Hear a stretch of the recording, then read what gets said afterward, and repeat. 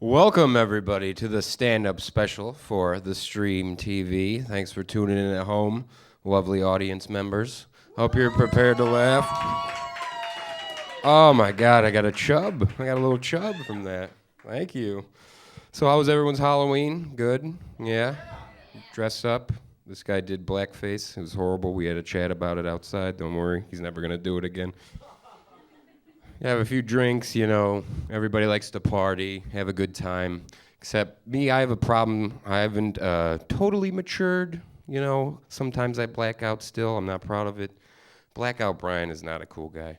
You do not want to meet this guy. I hate him, but it just turns into a desolate swamp of despair. And it's all my subconscious is, I've learned, is very homophobic and very racist. So...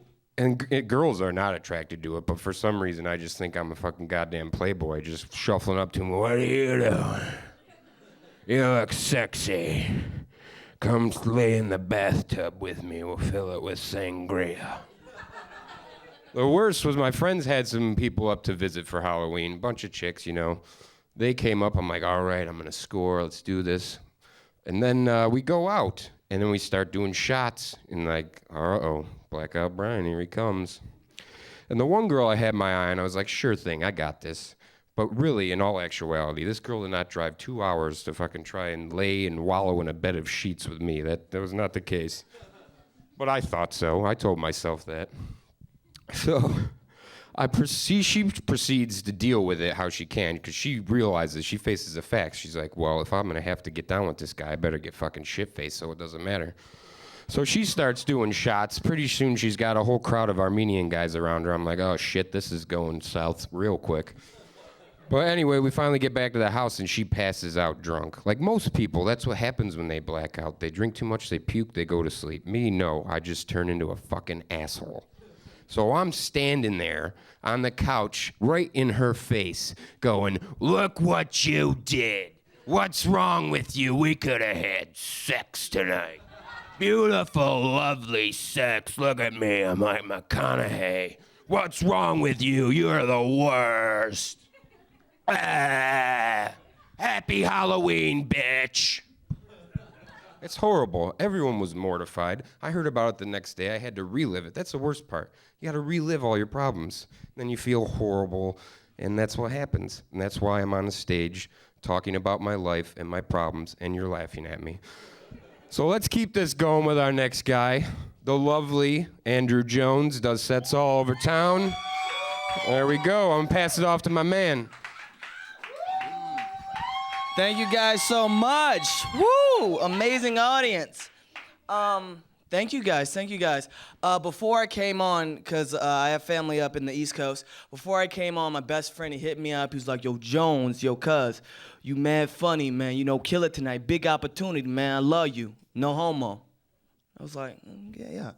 Like, you know what I mean, dog? Like, say, dog, you was ever drunk at a bar and you couldn't hold your dick? I would do that for you because I got love for you. No homo. You know what I mean? Like, dog, say your girl ever left you or something like that, and you needed somebody to satisfy you in a sexual manner, I would do that for you, dog. No homo. I said, no, that's very homo. That's extremely homo. What's going on right now? The election. Make sure, if you haven't voted already, make sure you vote November 6th, big election. And, like, as soon as I say that, everybody thinks I'm voting for Obama, which I like the guy, but I'm not. I'm voting for Romney. And wait, let me finish. A lot of people think I'm an asshole, but I'm not. And it was just because the way I was raised. And no, I don't mean Republican. That shit's gross. I mean, I was raised on gangster rap. And nobody embodies gangster rap more than Mitt Romney. And I'll tell you how. Yeah, exactly. I know what you're thinking. What's the number one rule in gangster rap, huh? Anybody? Nobody. You have to say nigga, okay? And I know what you're thinking. But Jones, Mitt Romney doesn't say nigga in public. In private, he says that shit all the time. As a nigga that says nigga all the time, that nigga says nigga all the time. What's the next thing about gangster rap? You have to have money. Nobody has more money than Mitt Romney. He has the shit in the Cayman Islands. I don't even know where that shit is. Do you know? Do you know where the Cayman Islands is? No. Yeah, you're right. I had to Google it, and it's very far. It's very far. And then the number one thing about gangster rap, you have to objectify women. And who objectifies more women than the Mormons, right? And he has like 20 wives. He plays like he has one, but he really has 20. And this is how you know he has a bunch of wives. He has a book full of women, a binder full of women. He said it. I should really stop joking like that because you guys are gonna take me serious. I think it'd be really fucked up if Mitt Romney won because he just reminds me of like a younger version of the Monopoly Man. You know what I'm talking about? Like the guy with the mustache and the top hat and shit. Like I could only imagine what would happen if he was like president right now handling Hurricane Sandy. Like somebody would just live in Manhattan and walk out and the streets are flooded and you land on the community chats. And I know what you're thinking. Am I gonna get $10 here from all the players? No, it'd be the fucked up one, like you owe $30,000 to the water company for busted pipes. And you're like, President Romney, but I don't have $30,000. Well, why don't you just borrow it from your parents? Take out a little loan. Well, my parents don't have money, President Romney. Well, why don't you invest in Bain Capital? Right now, our fiscal year for 2013 looks extremely well, and it would really diversify your portfolio. But President Romney, I don't have a portfolio. The only portfolio I have is from kindergarten when I used to make macaroni drawings and finger paints. Anyway, fuck it. What else is going on? NBA just started. NBA just started. For a lot of you guys that don't know, NBA, the beginning of the NBA season is like a black holiday, and everybody's white in here, so they don't know. But it's like a black-only holiday, and when I say black-only holidays, I'm talking about like Kwanzaa, Black History Month, NBA Finals. Well, you know, I shouldn't come off like super racist because there is non-black holidays. It's called Father's Day. He gets it because, you know, they leave us. But the only thing I hate about the NBA is the announcers because it doesn't matter how good you're doing, the announcers always brings up some fucked up shit. I remember when Kobe Bryant scored 81 points in a game and they were like, Kobe, great job. Do you have anything to say? Well, you know, I just try to play within the confines of the game and, you know, I made it work. Back to you, Marv Albert. That's amazing. Only a year ago was Kobe in a Denver courtroom with alleged rape of a 17-year-old white girl that lost all of his endorsements and almost divorced his wife, but way to score those points, Kobe. Like, that's his job, okay? Could you imagine if somebody did that to your job? Say you work in, you know, retail or whatever, and you made a PowerPoint and it killed it, and you guys just got the client. Your boss would come up to you, hey, Dave, really good job. Your PowerPoint was amazing, the charts and everything like that. Marv Albert would be in the corner, be like, yeah, it's amazing. Only a year ago, Dave got fired from a catalog company because he was masturbating to the Victoria's Secret ads in the back, but great PowerPoint, Dave. But yeah, that just makes people hate their jobs. Like, I just quit my job and I'm looking for another. Thank you, unemployment. I'm unresponsible. And I was thinking about becoming a video game designer. And what I loved most when I was a little kid was Oregon Trail. Do you guys remember that? Amazing games. For you who don't know, it was talking about the Western migration of the United States population. So I just wanted to update it for 2012, and it's called Slavery. Now, it's not what you think. It's about slavery. So you would start off in Africa, and in Oregon Trail, you get to name all your people, like Mary Beth, Josiah, all these little fucked up white names. And so in slavery, you would give them like authentic African names like Kunta Kinte or and you would take them across the ocean and land in the United States. Now, one of my favorite things in Oregon Trail was when you guys got hungry, you would go out and you would hunt, and buffalo would be walking across the stage and everything, and you can kill them. It'd be like that in slavery, except it would say your slaves are sick, and you would just go down in the holes of the ship, and the slaves would just be, and you would whip them with a whip until they die. It's okay, I'm black, I can say that. I actually told that joke to an African friend and he got super pissed because he's African. I'm like, dude, your ancestors were better than mine. They actually could hide. But, you know, well, whatever. But what was funny is So I told him that joke and he was super pissed off at me, but he was also happy because he just got this job and he was calling home to his mom. And the phone call kind of went something like this. Hello, Mother. Mother, oh my, I have wonderful news, Mother. Sit down, I want to tell you something. No, in a chair, Mother. I know you're sitting on a giraffe and it keeps you away from the lions, but sit in a chair. I got the job, Mother. Yes, I am rich. I'm rich beyond my wildest dreams. Guess how much I am making? Yes. No, Mother, I said, not. Exactly. I'm doing great in America. Yes. Is that Bryan in the background? May I speak with him, Mother? Bryan, yes. Yes, I got the job, Bryan. Thank you. Thank you so much. You are like a brother to me. Yes, I feel the same way. If Nairobi ever died, I would rub your body down with fruits and berries before I made sweet love to you. No homo. Thank you guys so much. I'm Andrew Jones.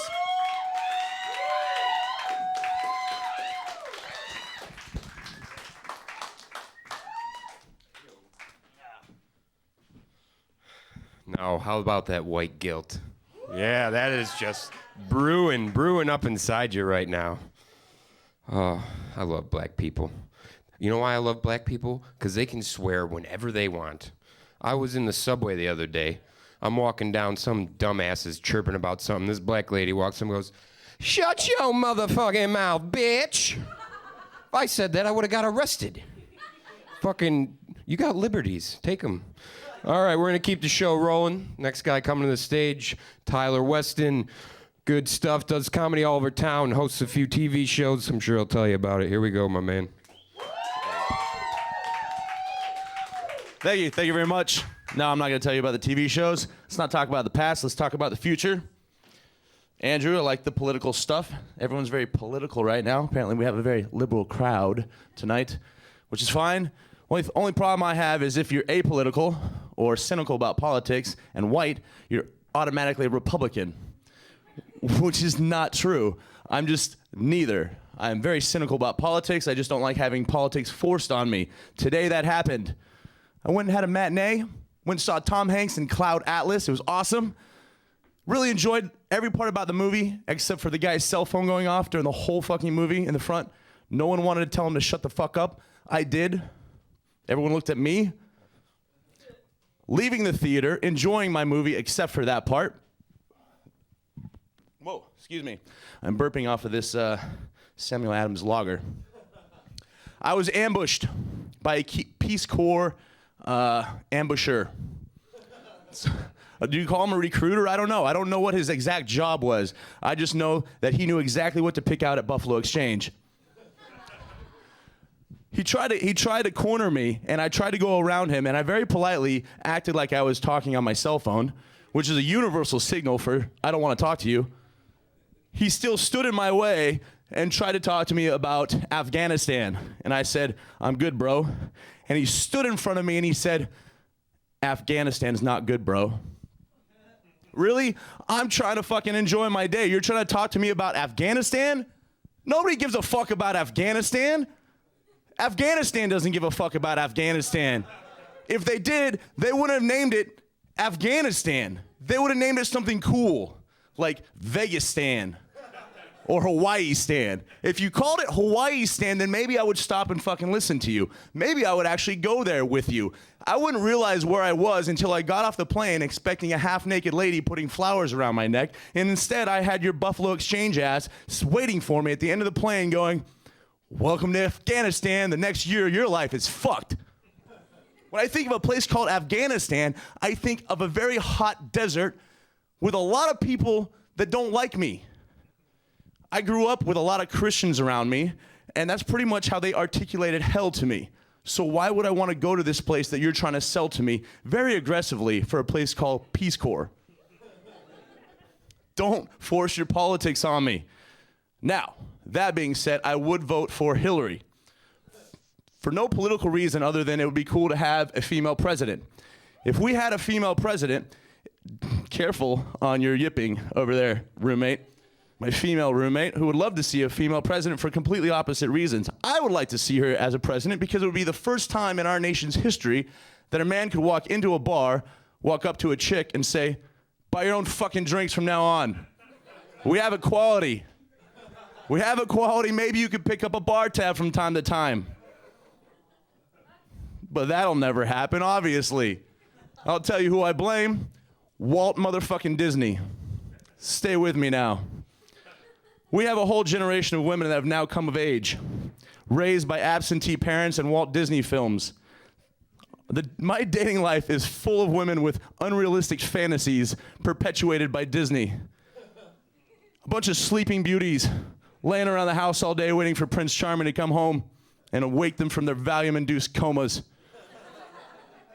A bunch of Cinderellas wasting more time worrying about the shoes they don't have than their weight loss programs. A bunch of women that take it for granted when you go down on them while they smell like the Little Mermaid. Now whenever I meet one of these women in the dating world with unrealistic expectations, I just say, fuck Disney, and I move on. Obviously, I'm still single. It's okay, so are most of my socks. I don't split hairs about it. I like being single. Not to say I don't like being in a relationship for the couples that are here. Being in a relationship is great. Being single is great as well. It's that in-between part that sucks. In between being in a relationship and being single. I call that breaking up. Breaking up fucking sucks. Whether you're a man or a woman, breaking up sucks. It's like shooting a crippled horse that keeps crying and talking. Why are we breaking up? It's not you, it's your teeth. Why are we breaking up? How could I really propose to you until I've made a solid run at your sister? Why are we breaking up? Because last Christmas you bought me skinny jeans. Do these nuts look like they can fit in skinny jeans? All I wanted was a normal pair of pants. Why do they call it a pair of pants? It's only one. Shouldn't even be plural. Should just be pant. I got up in the morning, I put my pant on. Oh, well, you got two legs, so it's a pair. I got 2 fucking arms, you don't call it a pair of shirts, it's just a fucking shirt. Gentlemen, you don't know this, but the penis has 2 caverns. You don't call it a pair of penises. You just call it a fucking dick. So from now on, I'm gonna get up in the morning, I'm gonna put my pant on. I'm gonna tuck my shirt into it, and I'm gonna try not to get my pair of penises stuck in the zipper. I'm Tyler Westin, that's my time. Facebook, Twitter, Tyler Westin, thank you very much.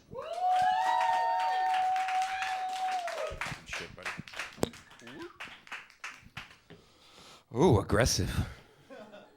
Lots of penis talk. Are you uncomfortable? Everyone's okay with the penis talk? Let's give it up for the guys again. The boys, they did good. They came out tonight. All right. So, I don't know if you caught my name in the beginning. My name is Bryan Harnden. I was destined to go into comedy just for the shitty surname I have. As soon as I say Harnden, what comes to your mind? Automatically, anyone. Wow, a resounding from the whole team. Yeah, that was awful, especially being a little chubby kid. First day of school, you walk up, you're the new kid. Oh, hey, what's your name? Bryan Harnden. Little kids laugh at anything. They laugh at tits, poop, farts, booby. Hard-on walks up, and he's chubby to boot. They were fucking rolling. It was ridiculous. It's horrible. Scarred me for life. I go home, tell my dad. They're calling me hard-on. He automatically, in his brain, goes back 20 years to when he was a kid. If they ever call you that again, you beat the shit out of them. Awesome lesson for your child. When a problem confronts you, swing your fists at it. Makes sense. It's probably why my rap sheet is quite long. Probably why I'm missing a knuckle. Thanks, Dad. Never be a hand model. So I went back to school and I kicked everyone's ass. They called me hard-on. It was the only natural thing I could do. My role model told me to do that. So I'm in the principal's office sitting there. Why are you in here, Brian? I heard you got into a fight. They called me hard-on. I don't blame you. Get the fuck out of here. Well, my father, he was an interesting man. He had a cocaine habit when I was a child. That was fun. It was nothing like getting picked up from kindergarten and then getting your ass kicked in the back of the Astro van during a drug-fueled cocaine rage. That's fun. That's fun. That was fun. Good times. But you know, I when I grew up, I asked my dad about this. I leveled with him because I don't care. I get over it. Kids nowadays are pussies. They'll have a fucking complex their whole life about it. He was on drugs. He hit me. Big deal. Fuck it. Let's get to the crux of the issue. This is the crux of the issue. My dad would get free coke, free blow, because my uncle worked for the cops. So we got the free blow. He had like a kilo in his closet. And this is when I'm older. He's right at the ripe age of when I want to start doing drugs. He's glorifying drugs. Awesome parenting. Awesome parenting coming full circle. So I'm like, hey, Dad, you're just sitting on all that coke. Why don't you sell it? You know, maybe I could have been rocking a sweet fucking Huffy 10-speed instead of that bullshit rusty-ass BMX I had. Like, I don't know, man. I don't know. I was the life of the party, man. I was the life of the party. It was like, when's Jeff coming over? He's got the good shit. Like, awesome, real selfish. I remember one time we were cleaning out the attic, and I came across some drug paraphernalia of his. It was called the Big Hit. It was used to smoke a joint. I found it. I go, Dad, what's this? And like I say, great parenting. Instead of going, oh, that's some old Tupperware, and throwing it out, what does he do? Oh, the Big Hit. The Big Hit, man. What you do is you take a joint and you put it in here, and then you light. And I'm like, oh, really? Okay. And then I get yelled at because I get caught smoking weed at Chad's house. Fucking A, man. What's the double standard? You want to know what the kicker is? Here's the kicker. He was a pastor. That was awesome. That was awesome right when the internet came out, because much like my friend Tyler, I don't use socks. I use my underwear, my dirty underwear. I just splooge into my dirty underwear. And then I throw them in the hamper, and then when laundry day comes, I got to break out a jackhammer just to get them all out of the fucking... But anyways, this back to the lecture at hand. This was the conversation. We had the jerk-off chat right when the internet came out. My dad comes up to me, he goes, I know you do it. You know I do it.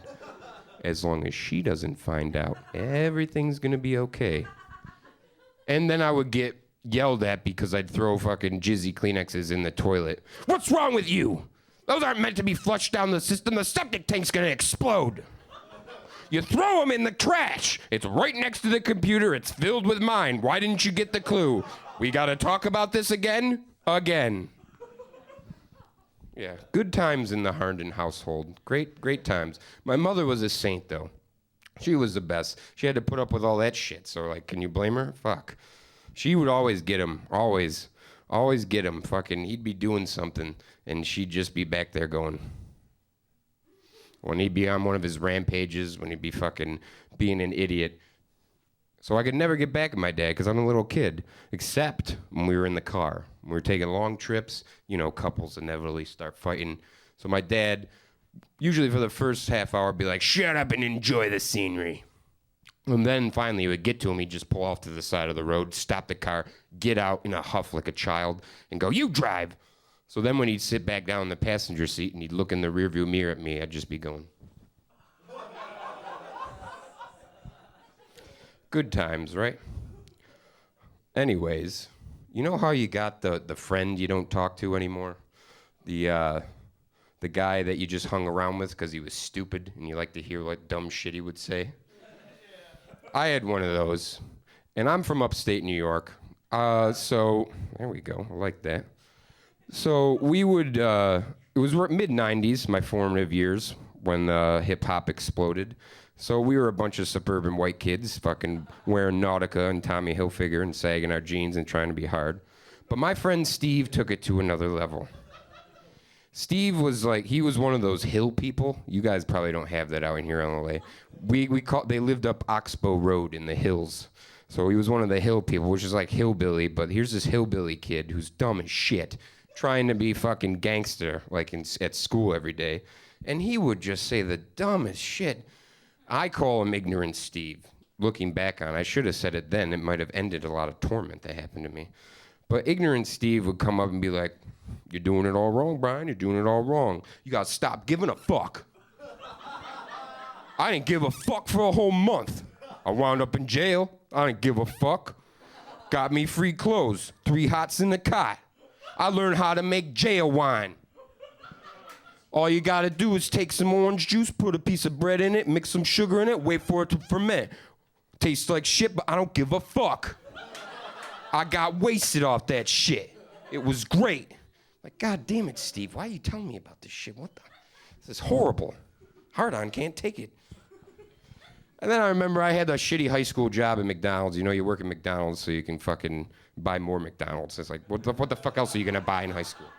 So I remember I'm at the counter ringing in fucking double cheeseburgers and shit. Steve walks through the back door and he's fucking looking at me. I'm like, God damn it, what does this crazy motherfucker want? This, you have to understand, this kid fucking, his yearbook quote was, "I keep my blunts rolled tight." I don't know why they let him put that in there. Let alone, they let him wear in his picture a fucking do-rag and a fucking grill that he made at home out of tinfoil. Motherfucker's like, "I keep my blunts rolled tight." God damn it. I'm surprised Tupac didn't show up and fucking punch him in the gut. So anyways, he's standing back there, all antsy as shit. I'm like, fuck this is a powder keg. This guy is gonna explode, and all these fucking obese assholes are gonna have to witness this shit. So then he starts pacing, shaking his head. I'm like, God damn it, Steve is about to lose his shit. So then he just starts, yo, B! I'm like, fuck, ignore him. Starts pacing. Yo, I need to talk to you. What's that motherfucker Jerome's number who lives in the city? The one where we got that blow from. In the middle of the McDonald's. What Happy Meal toy would you like, sweetheart? No, blow's not an option. It's not a Happy Meal toy. He's silly. He's a hill person. Don't worry about it. Horrible. I don't know what that kid's doing today. He's probably dead and the world will be a better place for it. Guys are talking about women. I'm bad at dating, I'm bad at dieting. Maybe if I was better at dieting, I'd be better at dating. But I recently went on a blind date with this girl. And here's a word of wisdom to all you fellows out there. You might not want to bring up how many times you shit your pants in the last 2 months. Just hold on to that one, and that's something you laugh about maybe like year 5 of marriage. But so I said that, and she was horribly turned off, as she should be. I mean, what the hell? We're all human beings. We do gross shit. We gotta laugh about this stuff. You gamble on the house, you lose sometimes. The house always wins. So that date did not go well. It was just a fucking conundrum of bullshit that was sliding down asshole mountain the whole fucking night. I remember she did the old, "Oh, my friends might meet us here." Like, no, your friends are meeting us here to save you because you just found out I shit my pants last week. So they show up. They're even dumber than her. And we're walking around outside, and you know how the fucking sidewalk bows like that at the trees, and this fucking stupid bitch is like, "Oh, the sidewalk's like this because of the earthquakes." Like, oh, you stupid bitch, it's because the fucking roots of the tree grow under the sidewalk and makes the cement come up. What's wrong with you? Did you go to school? God, was my dad giving you free blow? Are you fucking retarded? So that pretty much ended the date right there. That was it. Come to find out, I see the boyfriend of the girl dumbass bitch that said that shit about the fucking earthquakes. I see him a few weeks later at the bar. I'm like, "Hey man, I remember you. You rescued your stupid friend from that date." He's like, "Oh, bro, you know what happened to her? She got married to some Israeli guy. I was at their house and there was Israeli bodybuilders everywhere. And she's just happy as a clam. I guess she's pregnant." And I was like, fuck.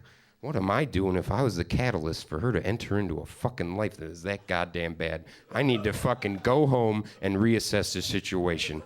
Thanks for coming out, guys. You've been fucking awesome. Everybody at home, take care, guys. Thanks a lot.